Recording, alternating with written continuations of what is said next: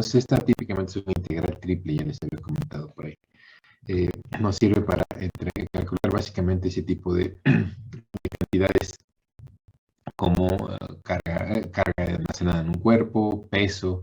Si conocemos la densidad del material con que está hecho ese cuerpo, podemos calcular el volumen y el peso, integrando la densidad en este volumen, ¿no? Entonces, esta la vimos, fue la primera que vimos. Luego platicamos de la integral de superficie.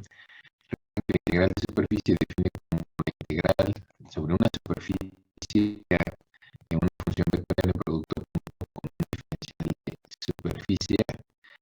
Aquí cosas que debemos recordar es que esta integral de superficie típicamente se aplica a funciones vectoriales como f y que el diferencial de superficie es un vector también. Para ser un vector, permítanme, déjenme ir ingresando a sus compañeros.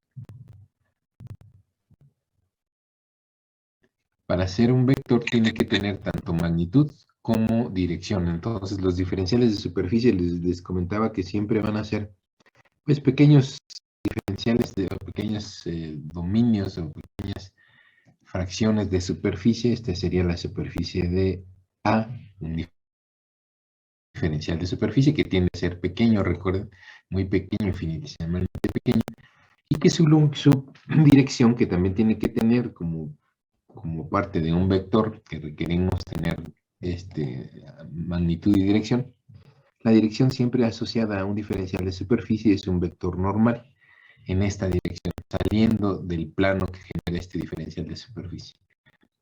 Entonces,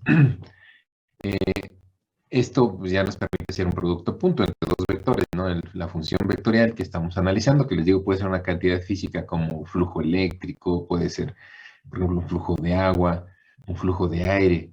Ese puede estar representado por una función vectorial como esta, que nos indica la cantidad. Para hacer una función vectorial, pues nos va a dar en cada punto en el espacio tanto su magnitud como su dirección. Entonces, este es el vector de la función de la variable física que estamos analizando y este es la diferencial de superficie, que también es un vector y que es la sección que estamos utilizando para dividir esta superficie A, ¿no? Porque esto suponemos que es una superficie muy grande, bueno, una superficie A, y que la dividimos en pequeñas diferenciales que son los diferenciales de superficie de A. Y luego lo que estamos haciendo básicamente es sumar el flujo que está con el que está contribuyendo cada sección de cada diferencial de área para obtener el flujo total, que es esto que tenemos aquí. Lo llamamos flujo, o típicamente lo asociamos a un flujo, perdón, a un flujo de algo, de alguna cantidad, ¿no? Entonces, esto fue lo que platicamos de la integral de superficie. También comenzamos a ver si, bueno, aquí les mostraba yo cómo es que esto se justifica, ¿no? De ver que el integral de superficie nos da un flujo, y por aquí les comentaba, bueno, puede darse el caso en que la función no sea una función vectorial, que sea una función escalar.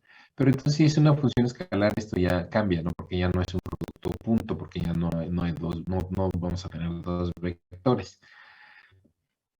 Pero eso a veces se utiliza de manera escalar, esta distribución, esta integral de superficie, para obtener, por ejemplo, cantidades como la masa de una placa, ¿no? En donde nosotros conocemos la densidad volumétrica por unidad de superficie, es decir, el peso por cuadrito o por sección superficial de esta placa, y pues lo que queremos hacer es conocer el peso total, ¿no? Entonces, pues nada más es integrar.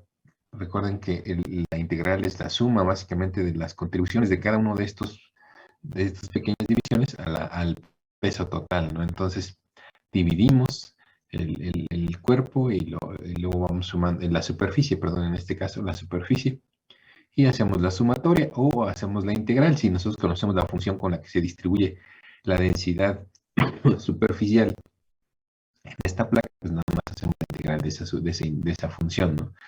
Esto es para el caso de escalares, y cuando es un escalar. Cuando es un vector, ya vemos que, bueno, lo que nos va a decir es el flujo, está asociado a flujo, y que por aquí vimos los casos extremos, ¿no? De cómo es que, miren, por ejemplo, supongamos que esta es una membrana, un filtro. Vean cómo cuando el flujo o el vector, perdón, no el flujo, la función vectorial f coincide en la dirección con la diferencial de superficie, que es una dirección normal, recuerden siempre.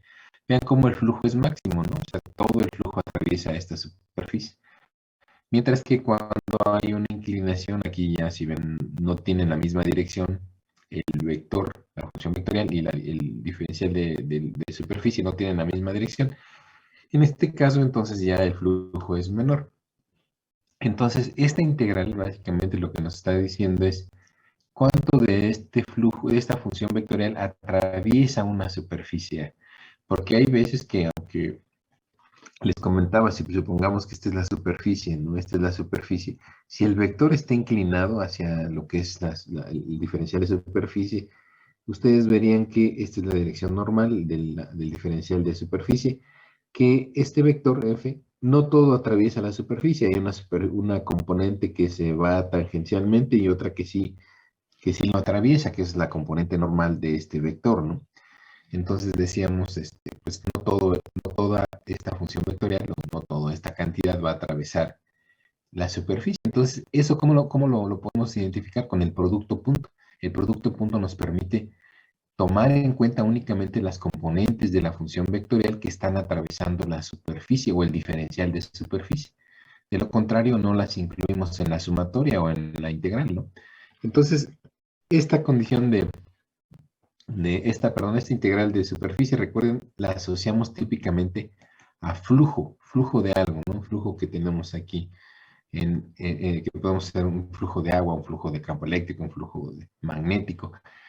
Por aquí les mostraba, ¿no? Aquí cómo se justifica esto del flujo. Les decía, miren, a veces las superficies que estamos integrando son superficies irregulares, como es también la función vectorial puede ser irregular, ¿no? Puede ser una función que tenga una magnitud en un punto, que tenga una magnitud y una dirección en otro punto. Entonces, para eso, pues nosotros hacemos la integral la hacemos considerando en cada pedacito, ¿no? Tenemos que ver en cada diferencial de superficie cómo está cruzando el vector y de esa manera ver cuánto flujo está pasando por cada pedacito en el que estamos dividiendo la superficie, que son los diferenciales. Y al final, pues lo que hacemos es sumarlos, y cuando estos diferenciales de superficie tienden a ser infinitamente pequeños, pues esta sumatoria lo que se vuelve es básicamente en una integral, ¿no? La integral de superficie que estamos viendo aquí. Perdón, a veces aquí le pongo A o a veces aparece como A en lugar de S. A es área o superficie. También aquí le pongo, aquí le dejé S que es superficie. La función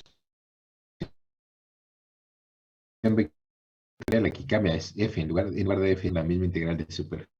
Entonces recuerden, la integral de superficie se asocia al flujo.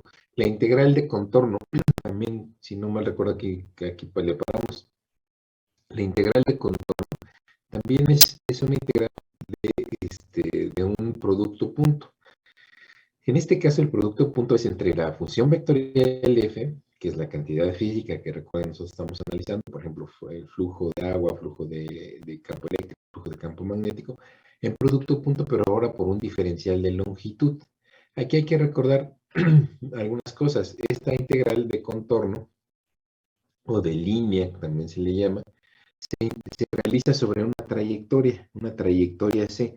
Es decir, yo quiero, por ejemplo, integrar una función vectorial que va, una función f, que tiene una dirección, por ejemplo, un campo vectorial, que puede ser, les digo, agua, el viento, por ejemplo, y quiero integrarlo sobre una trayectoria, de la trayectoria C.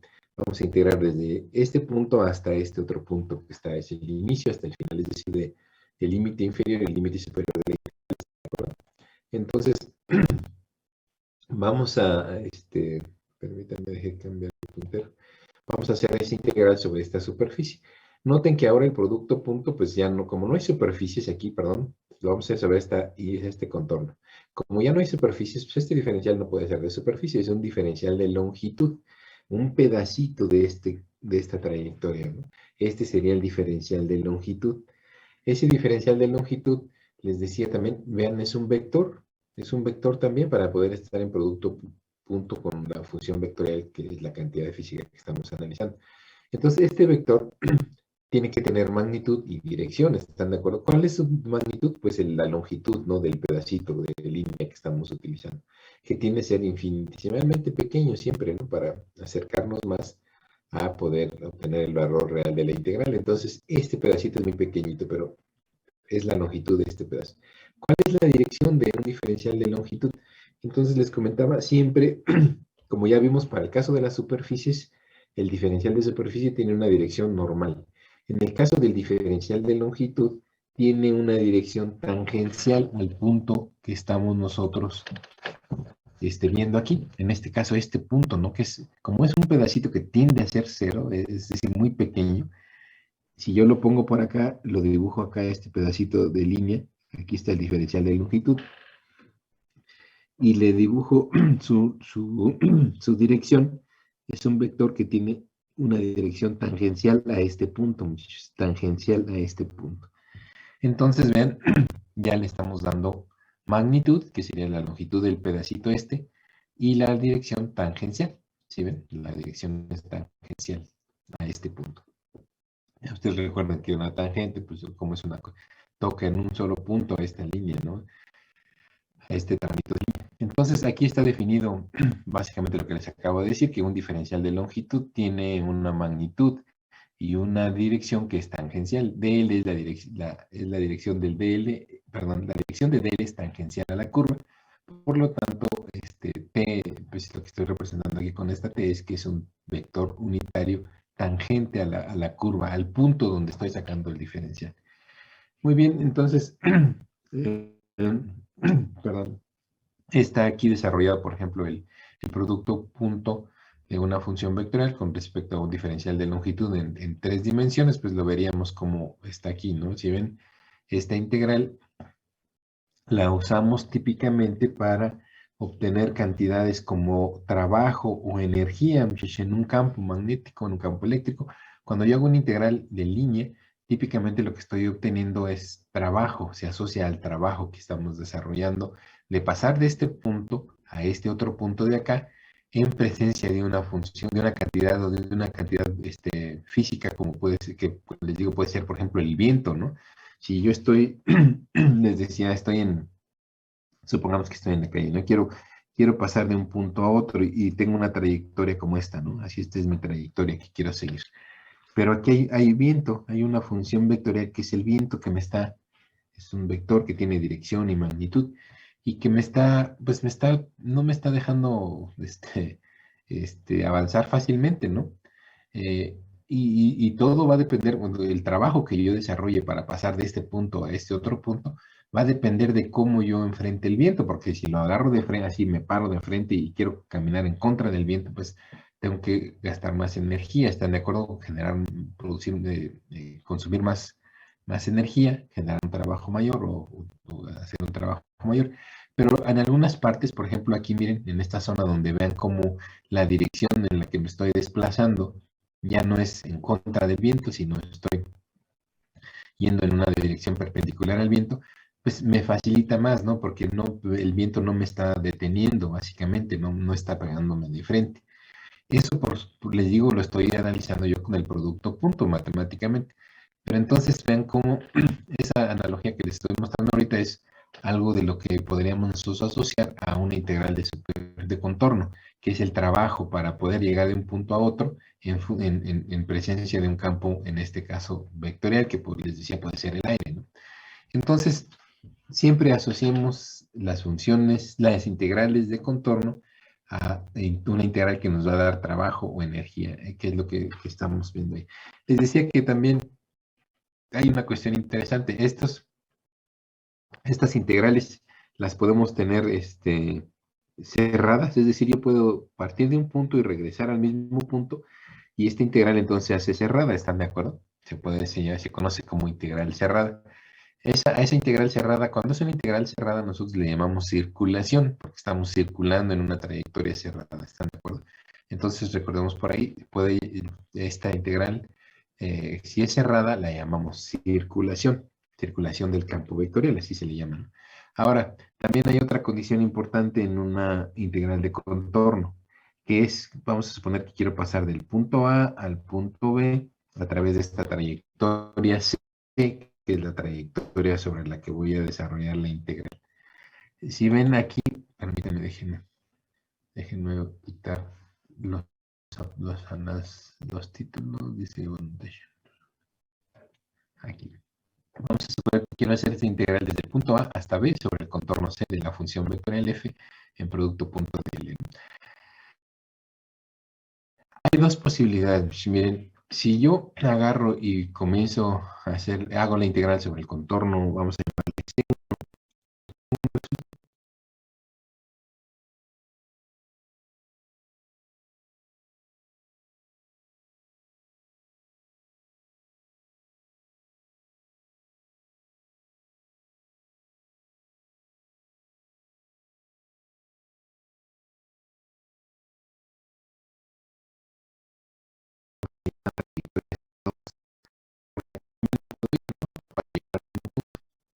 aquí una condición importante, miren, si yo hago esta integral sobre C1 y luego la hago sobre C2 y obtengo el mismo resultado, el campo se conoce como conservativo. Así se conoce un campo un campo vectorial, en el cual la integral de contorno nos va a dar el mismo valor para ir de un punto a otro sin importar la trayectoria.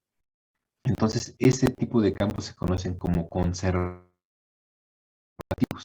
A lo mejor ahí alguna vez lo vieron ustedes, lo han de recordar algunos de ustedes. Y la otra condición es que la trayectoria define el resultado de la integral. Es decir, que no va a ser el mismo resultado irme por C1 que por C2. Entonces, ese tipo de campos se conocen como no conservativos. Luego vamos a ver que tienen una característica especial. Los campos que son conservativos son los campos, por ejemplo, el campo electrostático. ¿Cuál es el campo electrostático? El campo que generan, por ejemplo, las cargas eléctricas. O el campo, y nosotros energizamos algún campo electrostático. ¿Por qué no cambia el tiempo? Se le llama electrostático, es decir, que no cambia el tiempo.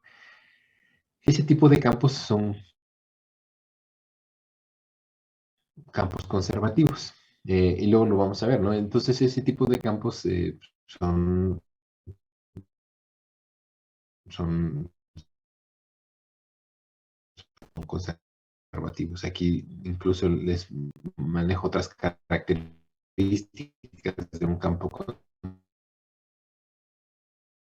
conservativo, como es el que la divergencia, que es una operador que vamos a ver, es diferente de cero, mientras que el rotacional es siempre cero. Son